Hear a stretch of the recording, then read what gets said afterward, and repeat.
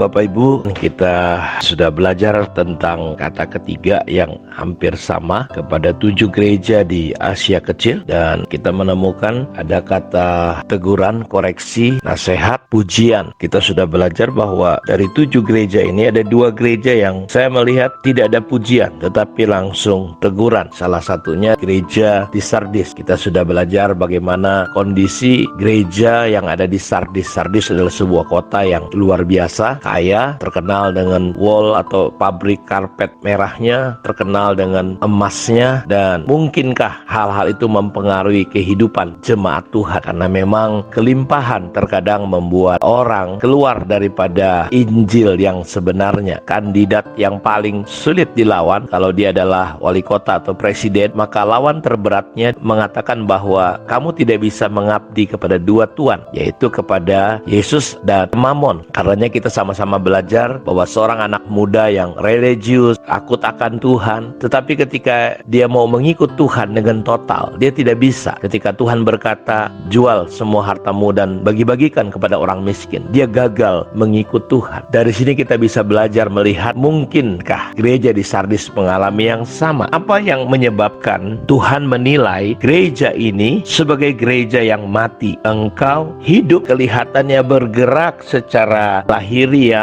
pandangan orang, gereja ini hidup, tapi ketika Tuhan datang, Tuhan bilang, kamu mati, pertahankanlah yang masih ada. Sudah sekarat, mungkin kalau dia orang sakit, sudah antara hidup dan mati, sudah ada di ruang ICU, semua alat-alat sudah dipasang, alat jantung, alat pernafasan, terus selang-selang begitu banyak. Jadi kondisinya di rumah sakit itu sudah memprihatinkan sekali, tinggal tunggu mati. Dia hidup hanya karena ada alat-alat pemompa jantung. Seperti begitulah mungkin kondisi gereja di Sardis. Tuhan mendapati situasinya seperti kayak itu. Tentu gereja seperti ini banyak, bahkan kita kemungkinan bisa menjadi jemaat seperti jemaat di Sardis. Karena itu kita perlu mawas diri, kita perlu tetap mengizinkan untuk Tuhan melihat kita yang sebenarnya. Apa penyebabnya Tuhan mengatakan bahwa gereja ini dikatakan hidup tapi mati? Di dalam ayat keempat dikatakan, tetapi di Sardis ada beberapa orang yang tidak mencemarkan pakaiannya. Mereka akan berjalan dengan aku dalam pakaian putih karena mereka adalah layak untuk itu. Dari ayat ini kita belajar bahwa di Sardis ada beberapa orang yang tidak mencemarkan pakaiannya. Jadi kita melihat secara implisit Tuhan sedang ngomong di gereja Sardis ini kemungkinan ada dosa yang begitu luar biasa. Dalam terjemahan lain dikatakan, tetapi ada beberapa orang di antara kamu di Sardis yang tidak mencemarkan dirinya. Mereka akan berjalan bersama-sama dengan aku. Mereka akan berpakaian putih karena mereka layak untuk itu. Kata-kata ini secara implisit mengatakan bahwa sebagian besar dari jemaat ini telah mencemarkan pakaiannya. Tidak bersih lagi pakaiannya, tidak layak lagi. Jadi pakaian bicara tentang bagaimana mereka berjalan tidak lagi di dalam kebenaran, dalam kesucian, tetapi dosa telah masuk dan menjadi biasa di gereja ini. Ada yang berpendapat bahwa dosa ini adalah dosa perzinahan yang sangat umum di kota itu pada saat itu. Seringkali kata mati memang dikaitkan dengan dosa. Dalam 1 Timotius 5 ayat 5-6 dikatakan, sedangkan seorang janda yang benar-benar janda yang ditinggalkan seorang diri menaruh harapan kepada Allah dan bertekun dalam permohonan dan doa siang malam. Tetapi seorang janda yang hidup mewah dan berlebih-lebihan, ia sudah mati selagi hidup. Jadi di gereja kalau ada janda, bukan hidupnya berdoa, sibuk meleter, sibuk cari selingkuhan, sibuk memikirkan perzinahan, memikirkan hal-hal yang lain, Bapak Ibu. Paulus bilang kepada Timotius, seorang janda yang hidup mewah dan berlebih-lebihan, dia sudah mati selagi hidup. Dalam Lukas 15 ayat 24, sebab anakku ini telah mati dan menjadi hidup kembali. Jadi ini cerita anak bungsu. Dia hidup, tapi bapaknya bilang, ini anak udah mati. Dan dia hidup kembali sekarang ketika bertobat. Dia telah hilang dan didapatkan kembali. Maka mulailah mereka bersuka cita. Dalam Efesus 2 ayat 1 dikatakan, kamu dahulu sudah mati karena pelanggaran